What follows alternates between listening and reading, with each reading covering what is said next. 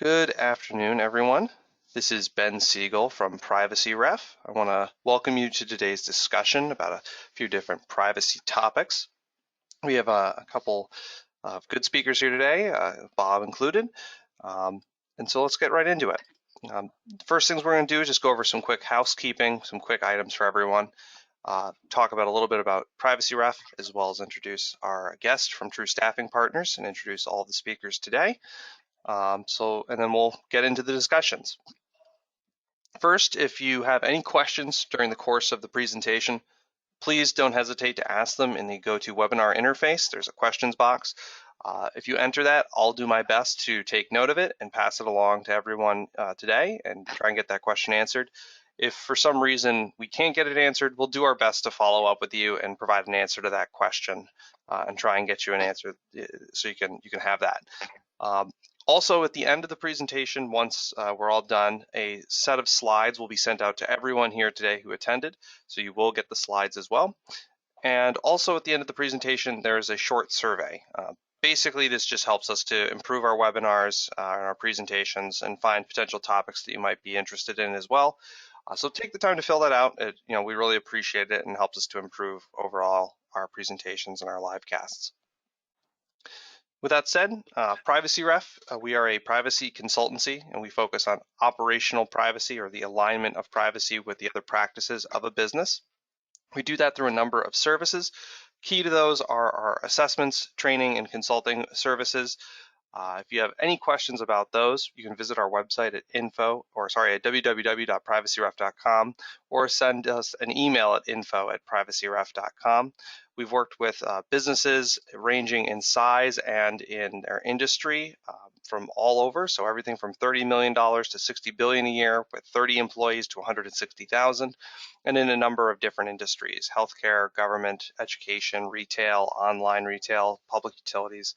You name it, we've got a great deal of experience on hand here at Privacy Ref. With that said, I am going to introduce today's special guest speaker. That is Sarah from TRU Staffing Partners, as you saw on the front slide. Sarah is the Vice President of Recruitment and Account Management, and she represents the e-discovery, privacy and cybersecurity candidates and clients nationally with the help of TRU's award-winning recruitment team. Sarah brings to TRU several years of strategic talent and account management experience, having previously focused her recruiting efforts in the software and technology industries. She now has close to a decade of strategic executive search and contract staffing experience, supporting organizations across all verticals and sizes, from boutique firms up and through the Fortune 10. Sarah has extensive knowledge of sales, passive candidate recruitment, information technology, and account management, and has placed hundreds of legal and privacy professionals globally. Sarah received her Bachelor of Arts degree in psychology with a focus in developmental and cognitive psych, and double minors in English and history from the University of North Carolina at Chapel Hill. Sarah, thanks for being here today. Thanks for having me. Excited to be here. Great. And of course, we also have Bob Siegel, the founder and president of Privacy Ref, who is certified in privacy program management, technology, US, European, Canadian law, many of the other certifications from the IPP, as well as being recognized as a fellow of information privacy, and has been a member of the part of the staff development for the training at the IPP. Bob, how are you doing today? Doing great, man. Thanks for having me. Yep, of course. And I'm always here, as everyone knows, senior consultant here at Privacy Ref. But with that, we're going to get right into today's topics. So the first one, we're really excited to have Sarah here from TRU Staffing. The reason being is we wanted to talk a little bit about the privacy job market. Obviously, this year has been, or the last year has been, very unique with everything that's gone on in the world. But there's also multiple states that are now implementing or voting on or passing new privacy legislation. So obviously, this is having a pretty major impact in the professional world of hiring privacy professionals. So Sarah, I guess we'll start with you. How is the job market for privacy professionals? What sort of things do you see going on? Yeah, so it's hot and it's moving very, very quickly. I think one of the things, and kind of in tandem with some of the changes that have occurred too, I want to sort of talk about them a bit together. Obviously the biggest change that happened over the last year is remote hiring, right? We went from a market where, we're seeing probably about 30% of jobs were remote to the end of 2020, 72% of positions were remote. So employers that aren't allowing for remote or not moving quickly enough are, severely at a disadvantage with how fast hiring processes are going, and compounded already with like the aggressive speed at which the industry is moving. As far as like some of the other changes and things that have occurred too, I'll kind of, piggyback off of that. One of the reasons that the industry is moving so much faster too, and one of the big changes, as I mentioned, from a remote hiring standpoint, you're being able to interview people via Zoom. You can consider people for remote positions in any location rather than, restricting specific candidates to specific locations. So, what used to take weeks and weeks or coordinating, flying and in-person meetings and meeting all these people in 4 or 5 days is taking, 2 days of Zoom calls, right? So the hunt for talent right now is really all about speed, and bringing back to how the privacy job market is right now. It's fast and it's hot, and if you're moving slower than your competitors, then you're really at a disadvantage, and you're going to lose out on that specific talent. Yeah, right. Bob, anything you wanted to add? Yeah, I'd have to agree that the market is getting hotter. I mean, one of my observations, and Sarah, please correct me if you feel differently, is that at the beginning of COVID, go back 8-9 months ago, I noticed a number of privacy professionals I really respected had moved out of their organizations and opened up consultancies. And I venture to guess that this wasn't by their own choice, but cutbacks because of COVID. And now I'm starting to see more jobs posting and more interest in bringing people on board.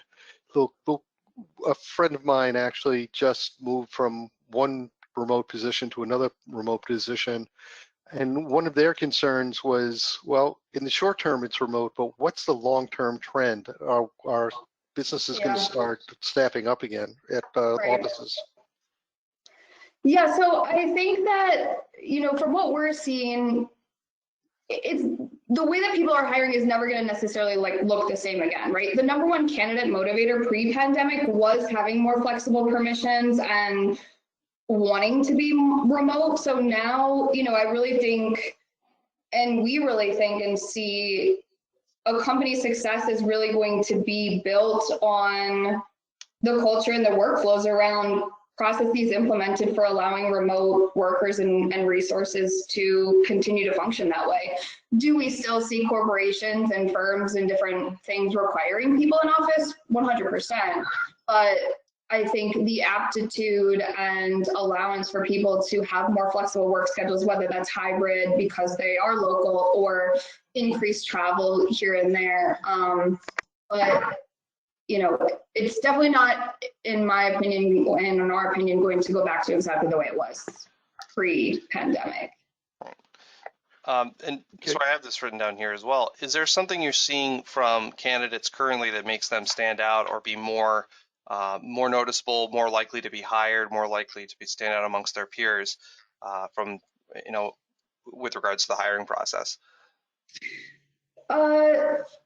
Yes, actually. So if anybody on the webinar has ever heard our CEO here at TRU Staffing, Jared Castelia, speak, if you haven't, you should. But one of the things he says is 90% of credibility is visibility, right? So if you're a candidate that's interested in moving into privacy or setting yourself apart from other people being considered for that same job, put yourself out there, right? The more you're out there, the more that people see you, the more that they believe you in wanting to either take the next step and up-level your career, move from one legal role into more privacy. And I think the same goes true on the flip side for hiring managers, right? If you want to and are looking to build a world-class team and bring on talent, at that level, you know, candidates will remember seeing certain things that you as an organization are putting out there as far as the value proposition goes, or the hiring manager, or, you know, being relevant and seeing what that is that you're looking for, so that, you know, when a position is opened, people remember that and recall that, right? So, I mean, the first thing is just, you know, being more visible, and especially on social media. I think it's something like 10% of people on LinkedIn in particular, but just in social media, are the ones actually originating content. The other 90% are kind of sitting back. So be the person that's, you know, commenting on things and posting about things, especially as it relates to privacy. You don't, you know, you don't have to move jobs or, you know, completely reinvent yourself or move into a position that's 100% privacy. You can gain experience, for example, in OneTrust. You can raise your hand as a privacy champion internally and say, hey, you know, I understand our product offerings and I understand different privacy implications as those are. So here's the business strategy and here's how it relates to privacy. Pick me, I'm raising my hand. I want to be the person and the privacy champion here, train me up and things like that, right? So I think it's kind of a combination of all things, but yeah, being seen and raising your hand and advocating for yourself is really important. As sort of a tag on to that question, we have a question from the audience, which is essentially, what does fully remote mean, or what does being remote mean? Are you seeing people asking to remain remote even once the pandemic is over, right, officially, or are you seeing that it means they come into the office twice a week, or that they're available once a month? What are you seeing in terms of requests or demands made by prospective hires for what remote means for them?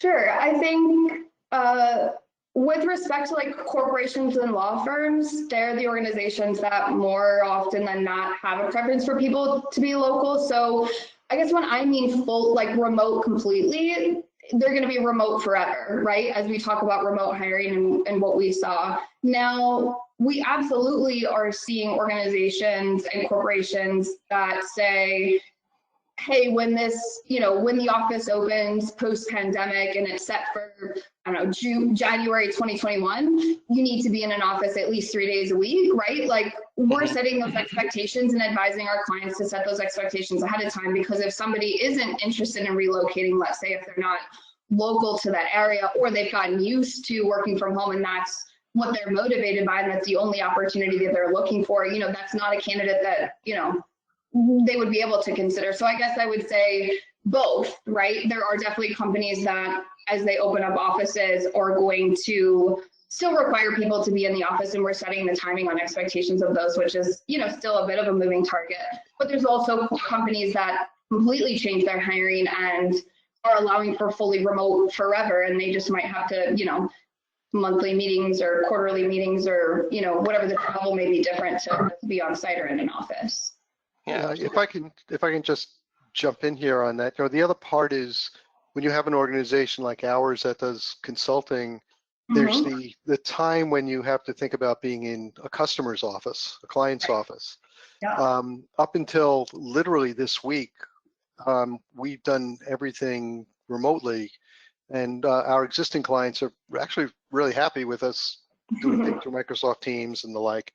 I'm now starting to get requests, particularly for training, to come on site, and it's a little scary for some of the team here, right? Yeah. To go, you don't know what the environment's gonna be like and like. So, you know, it's one of the things that a candidate might ask if they're going to a consulting organization. You know, what's the support model? Do they have to go on site, or they can do everything remotely? Yeah, and I think right now it's kind of based on, you know, if you're going to be working at a consulting firm in that situation, it's, you know, you're kind of going based on what the corporations are wanting and looking for, right? Your clients and what they're asking for. I think, you know, a lot of you know, clients from the consulting firm standpoint, I think, are still very understanding in that, because a lot of companies are not even, you know, encouraging travel, right, for their employees yet. So, you know, I think, you know, on-site trainings will become more and more prevalent, but I just, you know, we don't see it going completely back to where it was 100% on-site all the time, every time. Yeah, and I just brought up this chart that TRU was very kind to provide. So obviously we could see that there is an increase in remote and contract work. Is that starting to go down as we're getting sort of into Q2 of 2021, or are we seeing it sort of staying consistent? So, in comparison to Q2 last year from a trend, there was, pretty much the opposite of the spectrum to where we are now, right? As you can see, but generally speaking, privacy wasn't quite as impacted as other legal tech or corporate risk, positions and things like that. And because, Hipaa became now something everybody cares about, right? As you're, taking in all this different data, requiring people to take temperatures before they go into buildings and all of these things. And really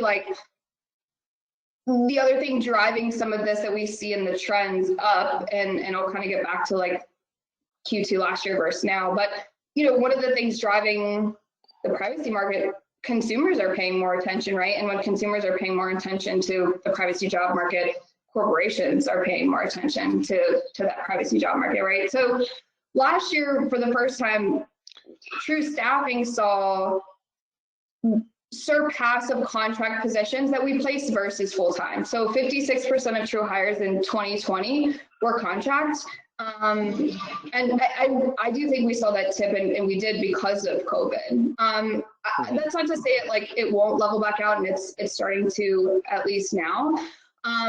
But the shift in contract staffing also happened because when there's uncertainty in the market, there's maybe increase in these contract positions. And now that the market is back, I think we're seeing a bit less contract roles, but not really, because a lot of these contract positions may now go contract to hire, because just because the privacy job market is hot now and it's totally different from Q2 now than it was Q2 last year, doesn't necessarily mean that, hiring managers and people that are looking to hire people aren't still having to fight for budgets and achieving different goals in order to get headcount approval and things like that. So, there's still going to be opportunities and identifications for holes and different gaps in different programs that we maybe didn't see before, which could cause a continued increase in contract staffing, because now there's people that are you mentioned Bob, people starting consulting firms and things like that, and there's now a way for people to specialize more in specific areas of privacy, right? As we continue to see more laws and more regulations and things like that, it's going to be less and less completely generalized, and it's going to be an opportunity for a multitude of employees and candidates to say, I want to try working at this type of company, I want to try working at this type of company, and really figuring out what their specialization is going to be, so they can identify these gaps where they have and hire contractors in a different and maybe quicker capacity than they could get approval for headcount and budgets for full-time employees. And then these individuals are then able to float in, advise, train up, and current internal employees, help bridge those gaps, and they get to go do the next thing, right? So I think it's gonna be interesting to see that. I don't think we're gonna go back to where it was a complete 180 and permanent versus contract staffing, but I think it's actually gonna be an increase in an opportunity for contract to hire as people become more specialized in these different areas and really have an opportunity to, fill in some of the gaps and things that there's gonna be a need for. Yep. And so we have another question from the audience, and Bob, I definitely would want your opinion on this. What are your recommendations for a practicing attorney that's looking to transition into more of the privacy space? So first off, what certification from the IAPP would you recommend for them? And then what kinds of sort of advice would there be for what employers are looking for with regards to a person in a privacy space? Wow. So let me answer from two perspectives, if that's okay. Looking at it from a lawyer's perspective as well as an operational perspective, right? Somebody who's not a lawyer but is in the privacy space. From a legal perspective, I would focus on one of the law areas from a certification standpoint. If you're going to work within the U.S., the U.S. certification, CIPP US, with the U.S. private sector law course that's given, or the European data protection course, if you're trying to go for a European certification. There's the if you, the Far East is getting hotter now from a privacy standpoint, so the A certification that the IPP offers is good as well. As was mentioned earlier, OneTrust is doing some certifications now on the use of their tools, which is good. But I think, and you can speak from experience on this, the tools between OneTrust and TrustArc and others are all very similar. So while OneTrust is the large supplier in the room, I don't necessarily know how much that certification is assisting unless you're going to a OneTrust customer. But the other thing a lawyer really needs to take a look at is that balance of how to implement the program, if that's what the advice that you're giving. I mean, we often talk to our clients and work with their attorneys and say, you know what you have to do, we know how to do it. So a practitioner coming in and who is familiar with the laws, but is really focused more on the privacy program management course or the privacy and technology certification that's there. I think it's important for a lawyer to have one of those as well, so they have perspective on what is going on operationally, particularly the CIPM course, the privacy program management course and associated certification. But from a practitioner standpoint, we need to understand what the laws are saying and how to interpret them, but then how to apply almost more from a generalist standpoint. I still think there's a need for generalists, how to take the learnings from one law and move them over. My belief is that the laws are converging. You're starting to see aspects of GDPR popping up in all the different laws that are coming out now, LGPD, the new Canadian law, CPRA, in Virginia, that you're going to start seeing the requirements for implementation converging. Now, that doesn't mean you don't need specialists from a legal standpoint in this law, in different laws, but from a practitioner standpoint, generalists will continue to be valuable, in my opinion. To add to what Bob is saying as well, in the general standpoint, I think to some extent what you're saying is that it may be there are operational specialties where, for example, we know people who are experts in data subject requests or doing PIAs or implementing Article 30 reports, as opposed to someone who's an expert on GDPR or an expert who's on CCPA.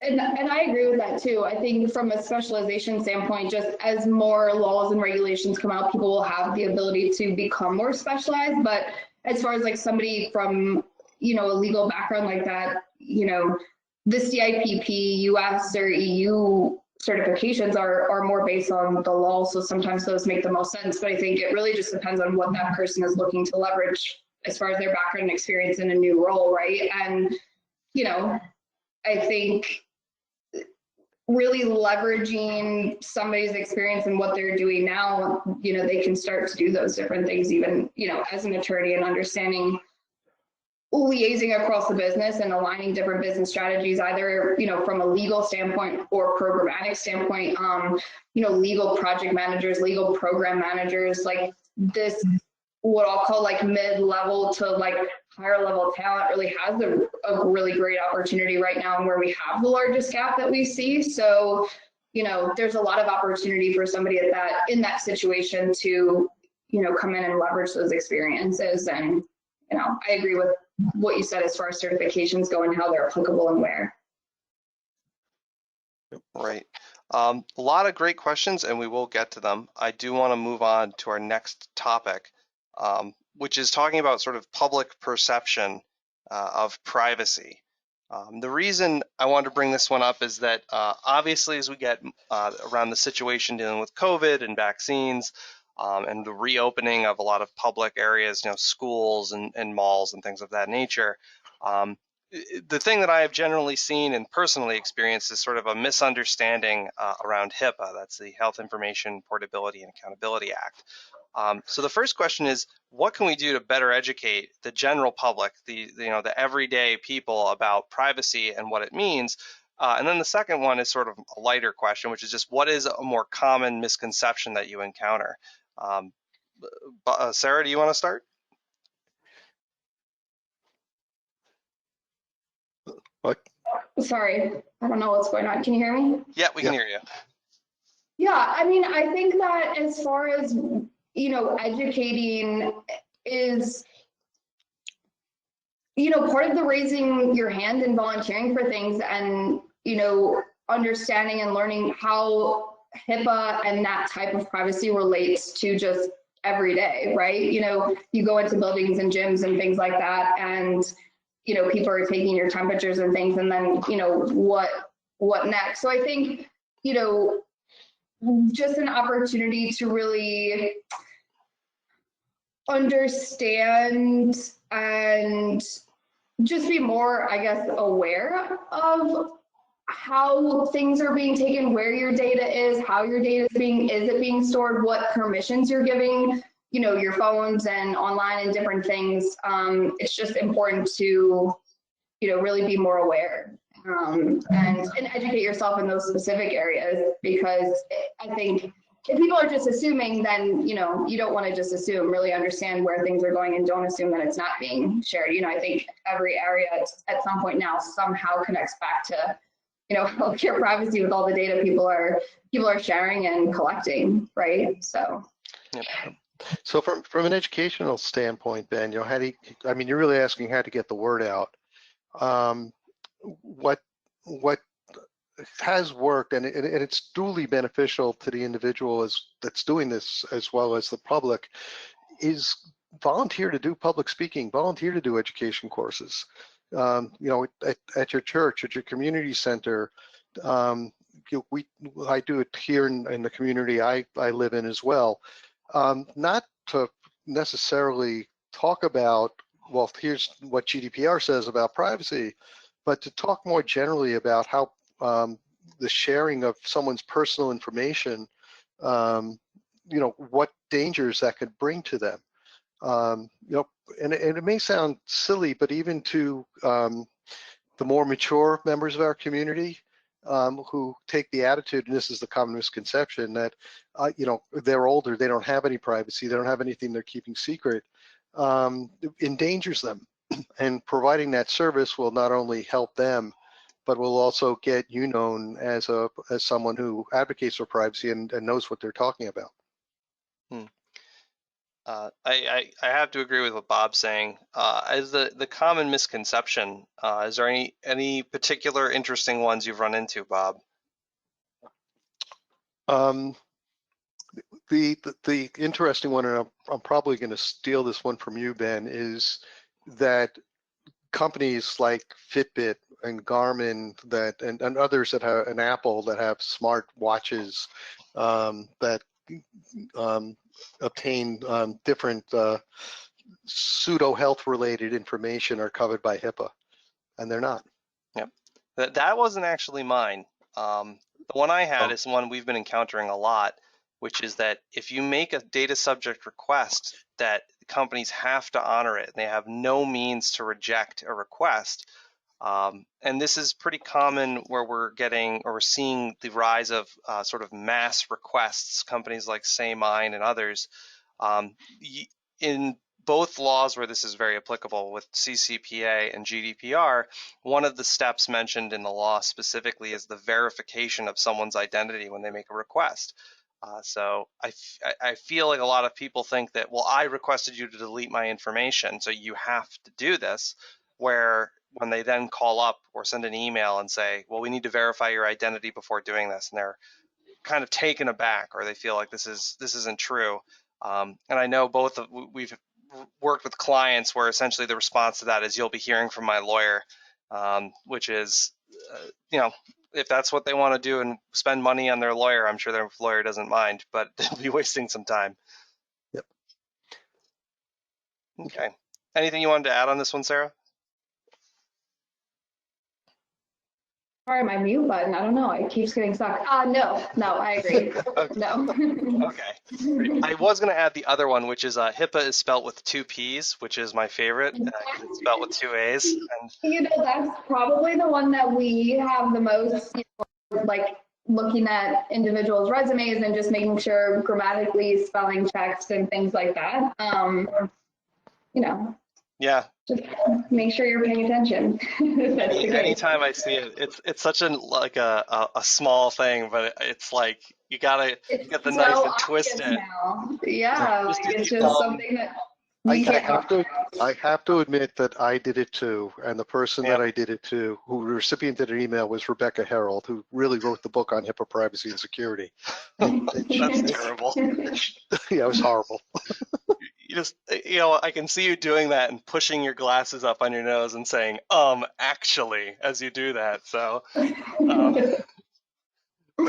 so the next topic we have was just about a lot of the new privacy laws that are coming into effect. So, multiple states have passed new privacy laws. Most notably, we have the amendment to the CCPA, being the California Privacy Rights Amendment, or CPRA. Virginia has passed the Virginia Consumer Data Protection Act, or VCDCA, or DPA, excuse me. But then we also have laws in Brazil. We have laws in Canada where they're updating PIPEDA. And a lot of these laws are seeing very common components, things like data subject rights, records of processing, implementing elements of privacy by designs. So, Bob, going to you, what sorts of things can a business do? What can they prioritize to be prepared for these new laws? Wow. So Faith Kasparian of the Morse Law Group up in Boston and I actually have been talking about this quite a lot for the past several weeks. And what we've come to, the approach that we've come to the conclusion that should work is to leverage one of the privacy principle frameworks, OECD or FIPS, and break the requirements from the laws down by principle. So what do you have to have for transparency? What do you have for data subjects' rights, individual participation, what have you? And then compare it to what your organization is doing in those same areas. And what we found, and Ben, you and one of our team members have just gone through this exercise with CPRA and VCCPA, found that there's a lot of commonality in the laws when you look at it on a per principle basis. And by then doing your gap analysis against what your company currently does, that's going to help you plan for what you have to have in place, say, by January of 2023. Yep.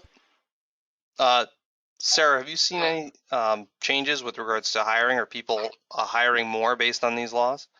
Yeah, that's a good question. I think that the biggest request that we have that kind of brings all of these into play is whether somebody like has really true international experience as it relates to privacy laws versus just, US, like CCPA, for example, versus, okay, is somebody working in, LGPD and CCPA and GDPR? So I would say there's definitely, commonalities, and it's not necessarily super difficult to get trained up as these new laws come out. But I think the biggest thing that we're seeing as far as differentiation and positions is, do you have true experience in global privacy and these global privacy laws and regulations versus just GDPR or just CCPA or something like that? Mm-hmm. I would have to agree with that. With the focus, not necessarily with California or Virginia, but a lot of these international laws is potentially looking at adequacy decisions with GDPR, because now a lot of businesses are seeing a more global, more international focus. So the ability to more freely transfer data between the EU or any of their business units would mean having stronger privacy laws. And so businesses or countries are trying to sort of get businesses working in their country and give them less hurdles to overcome with regards to transfers. Could potentially be an aspect of the law that's being considered as well. Anything else you both wanted to add, or any laws you're particularly interested in? Well, I'm watching closely the Canadian law and the new Indian law as well. Mm-hmm. The Indian law in particular, because of the potential impact it can have on outsourcing, given the amount of that takes place on that part of Asia. So I'm watching them closely to see what's going to happen. And I'm watching Canada because to see how closely it is going to align with GDPR. Yep. I was going to add that in February, the House of Representatives, they did have a discussion on a federal privacy law in the United States, and it's pretty early on, so keeping an eye on that. Maybe my job will be just a little bit easier because there'll only be one U.S. law. I can hope, but you know, I'm staying up on all the state laws while I'm there. Okay, Sarah, anything else? No, I agree. A lot of our clients are looking for international specific, like Bob said, the India law, and a lot of Asia specific, Latin America. So, you know, Okay. those types of specific experience for sure, and the similarities and the differences that people have to understand and, you know. Yep.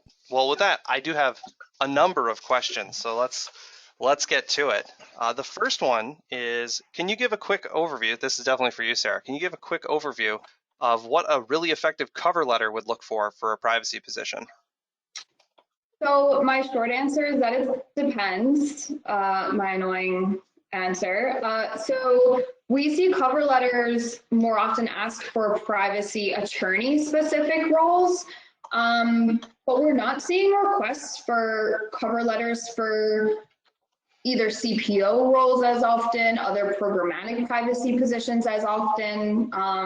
So there are some specific to law firms as it relates to like privacy attorney roles or maybe of counsel privacy roles, but I think it really, you know, depends on the role itself. And again, whether it's an international position, whether it's a US based company and some of the experiences there, whether it's contract or like contract negotiation or a litigating position. So you know, my annoying answer is that it kind of depends. And I, you know, if that person wants to reach out directly to me and I can give them specific examples based on what they're looking for and the types of roles that they're applying to, I could be a little bit more specific, but we're really only seeing the ask for cover letters with privacy attorney roles at law firms. I would say 9 times out of 10.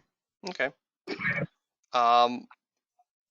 This is an interesting question, and I think it's open to both of you, is do you have any suggestions for being visible and putting out content without compromising your company's strategies and potentially violating employment policies? Oh, goodness. I will say for me personally, when we write blogs, I do have to consider what I'm writing and sometimes censor myself or not cover an issue because I know that it's either not necessarily appropriate or it's not interesting to what we're talking about. But I think that's a little bit not quite what we're looking for. I would say that, you know, if you have to like guess about whether it's appropriate or not, perhaps don't. But I think sometimes to a certain extent people overthink it a bit. I mean, when, you know, if I see that somebody that I'm connected with passed their CIPP US or, you know, obtained their FIP now, you know, congratulations, excited for your continued success in privacy, or, you know, things like that. I think just commenting or sharing and getting comfortable with that, you know, perhaps before creating original content, but you know, it really depends on your company's protocols and regulations and, you know, things that is appropriate to put out there. But, you know, I think if your organization or company is putting things out there that are specifically privacy focused, like share them, like them, comment, you know, by you liking a post or by you liking a comment that somebody puts on somebody else's post is then gonna, you know, generate that algorithm to like, you know, let the people you're connected with on LinkedIn see that, right? That's how those things work. So being visible doesn't necessarily always mean that you have to start creating original content. And, you know, if you think it's going to be like inappropriate or go against what your current employer is, you know, stands for or something, I would, you know, wouldn't advise that. But, you know, I think you can start getting more comfortable and just, you know, baby steps, right, on just, you know, liking different comments or sharing different things that your company is putting out there, or, you know, talking about your role and how it relates to privacy, right? And kind of being that internal privacy champion. Mm-hmm. Yeah. The other part of that is you're right. There's a lot of opportunities. The question is right. There's a lot of opportunities to post stuff that might reveal something about the organization that you work for. You when we post something on Twitter, it doesn't necessarily have to be related to the company you're working for, whereas LinkedIn unfortunately has your profile associated with it. And then there's also the listserv that's out there from the IAPP where people ask questions all the time, and it's quite obvious in some cases what's going on in a particular company. So one thing you can do, and it's tough to do this on LinkedIn, but what you can do on Twitter or on this listserv is register it in a email address that's not related to the company, so that you have some anonymity there. The other way is to change the names to protect the innocent, if you will, when you're telling a story or asking a question. Kind of like I'm asking for a friend, kind of thing. The stories, if you're trying to get a point across, and I do this a lot when I do the training, the stories help reinforce the message you're trying to get and the lesson you're trying to teach, and the example of how to do the right thing or not do the right thing. So sometimes it's tough to avoid it. But you're right, you have to be careful not to expose some strategy that your company has or some issue that your company's having that may lead them into some sort of legal jeopardy. Okay. Great. The next question we have, and thank you for that question. So this is a person, so they are pivoting.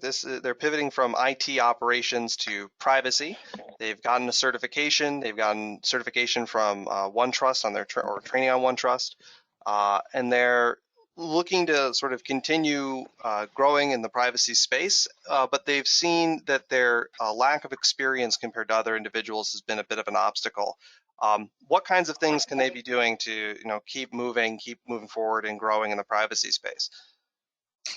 Yeah, so I think in that situation, growing and continuing in the privacy space is in your current position. It sounds like they're gaining certifications and stuff. And if they're doing that, taking initiative, right? And just, that's not something that's requiring them of their current role or anything like that. But if they're taking initiative by going to your current employer as the first thing and saying, hey, I have these certifications, I'm taking initiative, I want to be more involved in this, and helping with the overall business strategy. So as you continue your experience in privacy and gaining those certifications, letting that be known, right? It's your current position. I also think, there is an opportunity that, depending on what the situation is, that you move in and take some of these contract positions, or, look at, getting more involved in those types of situations and opportunities, because a lot of times those are the situations in which people are looking for individuals that are taking the initiative and,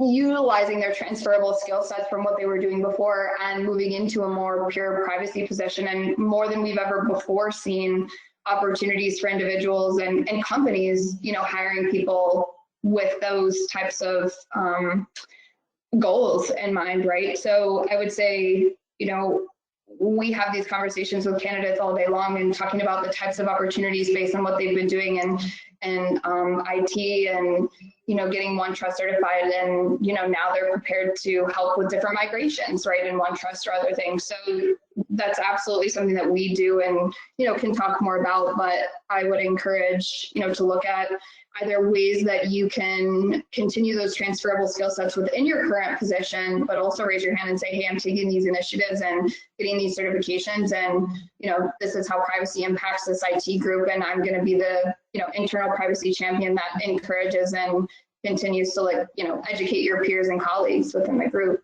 to gain more and more experience. Yeah. The other way to get experience, and this is what we did at the beginning of Privacy Ref to build some credentials, is nonprofits. Mm-hmm.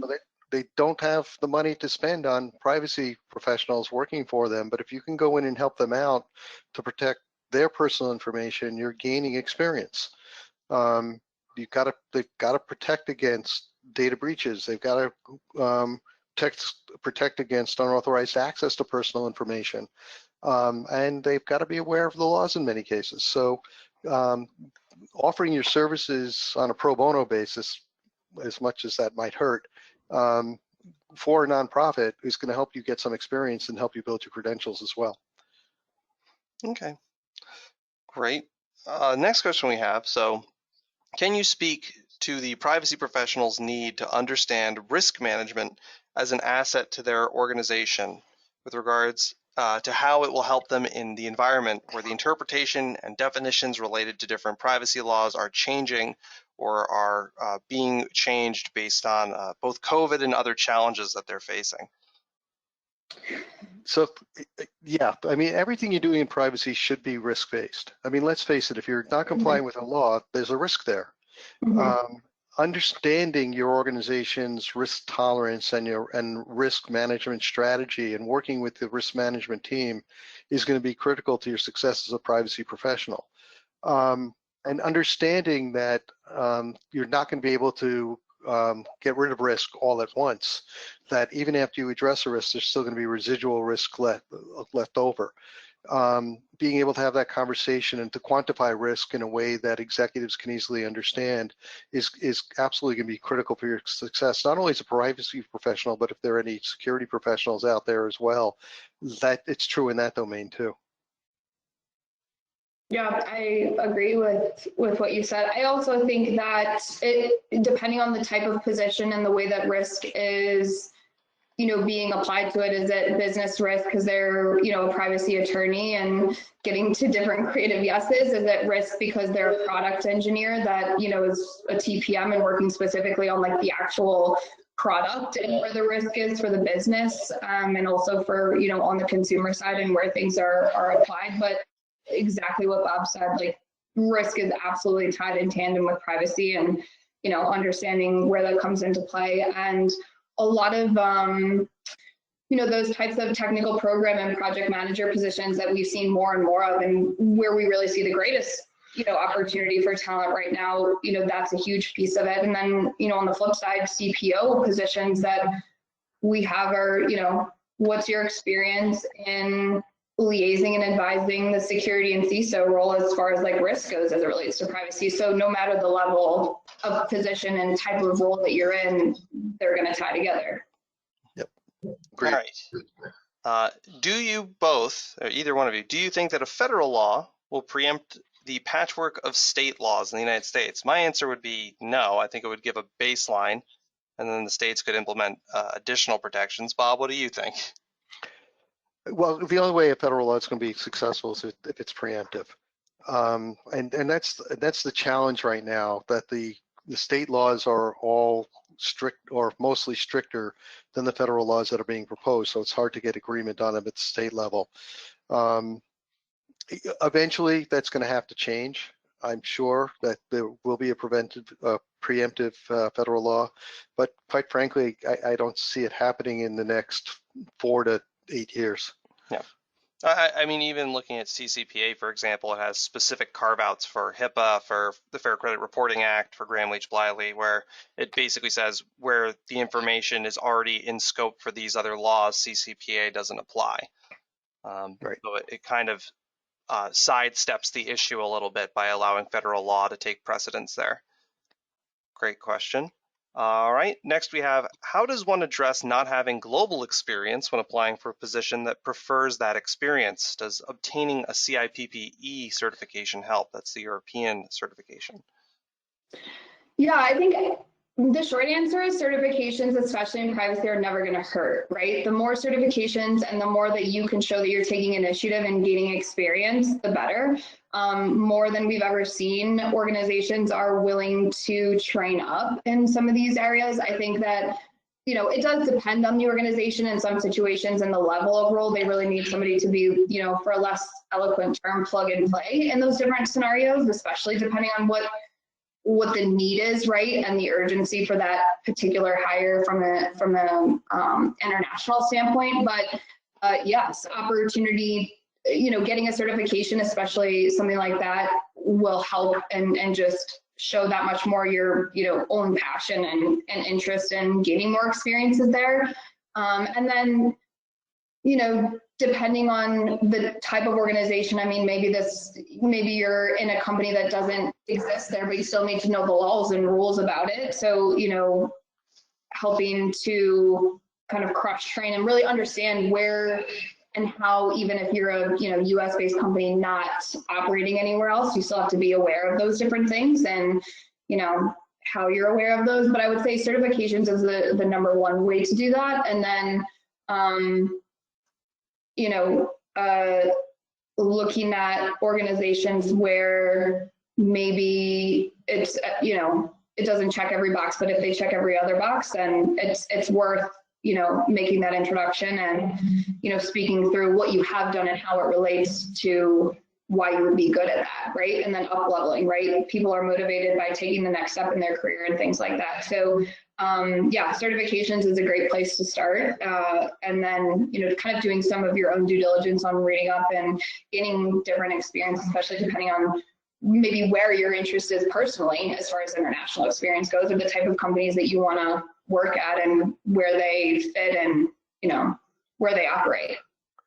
And if I could build on that a little bit, you know, getting the certification, taking the class is going to give you knowledge of what, in this case, GDPR and the privacy, hopefully regulation requires to be compliant. And the question is what experience you have that would parallel the implementation of meeting those requirements, albeit in another jurisdiction. So being able to tell a story, you have a proof point, if you will, that, yeah, I think I could do it, I know about it, but here's an example of where I did something similar. Maybe Right. that'll help you as well. 100%. Okay, next question. Do companies really need an attorney that knows privacy laws to effectively implement IT data governance initiatives, technology, and processes to protect PI or Hipaa data?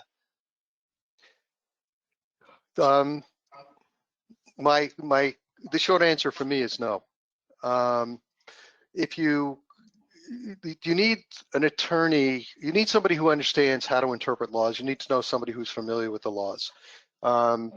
And my team here, we are not lawyers, but everybody understands law and interprets law. In fact, we teach US law, we teach European law here.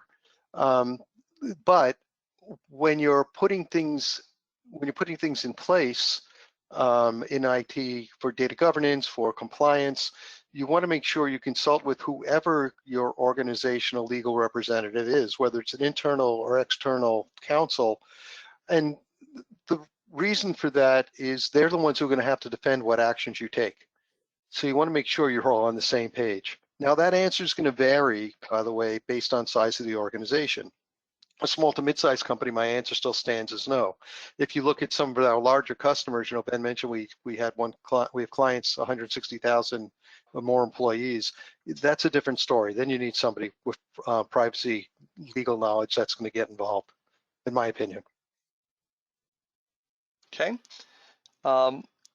So this is probably more for Sarah, but is there a bias to not hiring people with past security risk and compliance backgrounds over privacy management or for privacy management positions, even though they have been doing privacy work, possibly due to the lack of legal background? So essentially, do you see a bias towards people with a legal background for privacy positions? I mean, the short answer is no. I think that there are certain positions that are requiring somebody to be an attorney or have a legal background because that's what's required of that particular position, whether it's things like that. I think that somebody with a legal background was well positioned to move into privacy just based on what it is and, you know, that situation. But I don't think that there's a bias. I think it maybe is like more of a preference towards specific companies on whether somebody is or not, but more often than not, it's just whether it's required for that particular role or not. So I wouldn't say that there's necessarily a bias. I think it's just company and organizational preference. And then it also may depend, does privacy fall up under legal? Does privacy fall up under compliance? You know, where does the privacy division sit within the organization comes into play, but there are plenty of very successful CPOs, like very successful executive levels that aren't an attorney. It really just depends on what, you know, a company's, I think, preferences are and where the position may sit within the organization. Right. Great. Next question, and I think I've actually got this one, is I'm new to privacy. Is there a white paper or place on your site where I can get up to speed on privacy laws and enforcement actions? So first off, we at Privacy Ref are starting to do more videos. I put out one about Hipaa that's sort of a quick overview of the law. I think it was either last week or the week prior to that.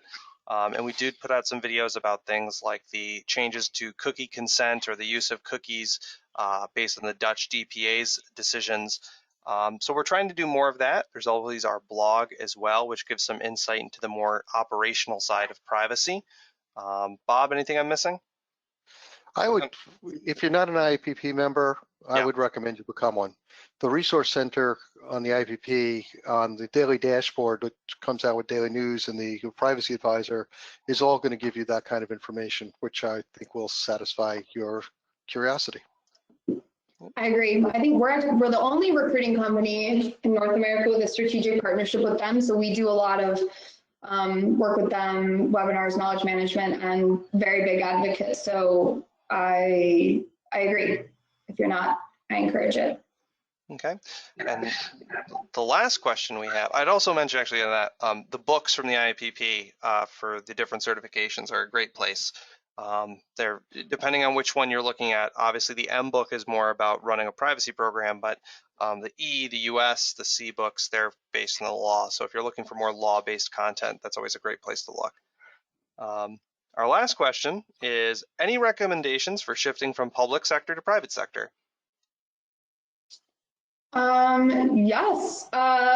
Well, I think it's a transition that people like and are excited about. So, there's a lot of private sector companies that, function or, work with clients in the private or in the public sector as well. So I think that there's a lot of opportunity and their experiences bode well. It just, depends on the background and what the right types of positions are. So a bit of a general question, but yes, there's a ton of opportunity. We place people every day coming out of the private sector, the public sector, vice versa. So yes, that definitely definitely an appetite for that, and definitely opportunities for that, for sure.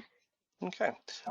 Before we close up, Sarah, was there anything you wanted to say about TRU Staffing or anything like that?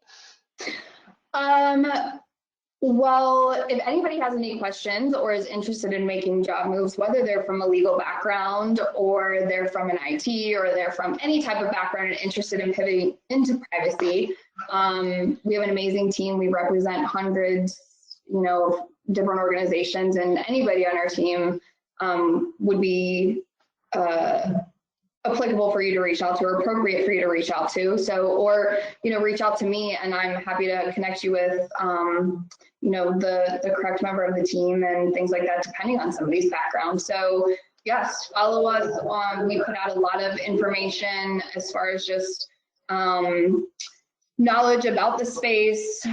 We do a lot of, participate, and thank you for bringing me on, but we do speak a lot with the IAPP or writing out white pages. One of my colleagues, Jess Barr, she's our director of recruitment, just wrote an amazing piece about CPOs and moving up and being tapped for GC level positions. So we do a lot of just pushing out knowledge management. So follow us on LinkedIn, reach out to anybody here about, whether or not you're looking immediately, but just about transitioning and what you're looking for as far as career goals go in privacy and, risk. So, yeah. All right, perfect. Well, Sarah, thanks for being here today. I really appreciate it. I know Bob does too. And Bob, I know you've been busy and talking all day teaching classes, so I'm glad you could make it. Thank you. Thanks for the opportunity, as always. Yeah, as always. I don't talk to you at all anymore, right? We never talk. That's right. Yeah. With that, I just want to close out by saying that we do have a few upcoming events here at Privacy Ref. We are doing, as official training partners of the IAPP, US classes in both May and June, as well as an M course in June, and then a which is a combination of the US and M course in June. So if you're interested in looking into either US or M certifications or any of the certifications offered by the IAPP, you can visit our website at www.privacyref.com, take a look at what classes we're currently offering. And if you don't see one, feel free to email us and we may be able to get one on the calendar. And of course, just want to point out, go ahead. I just want to point out that the June courses are being held concurrently, both online and in person, down in Delray, Florida. Yep. As far as I know, we're the only people giving in-person classes at this point. Yep. And other than that, we do have a webinar next month, which I am hosting. That's my quarterly breach review, which I'll go over a few, which if you've been paying attention to the news the last few days, there's some interesting ones that have occurred. And then, of course, we have our certification study groups, which if you'd like to be a part of, just join our mailing list. And as soon as we have enough people to run a study group, we notify everyone and get them scheduled as necessary for the M or the US course. So with that, thank you everyone for attending. We had a lot of great questions, and have a great day. Thank you so much. Thank you both. Thank you all. Thank you. Thanks, Sarah. Thanks for coming, Sarah.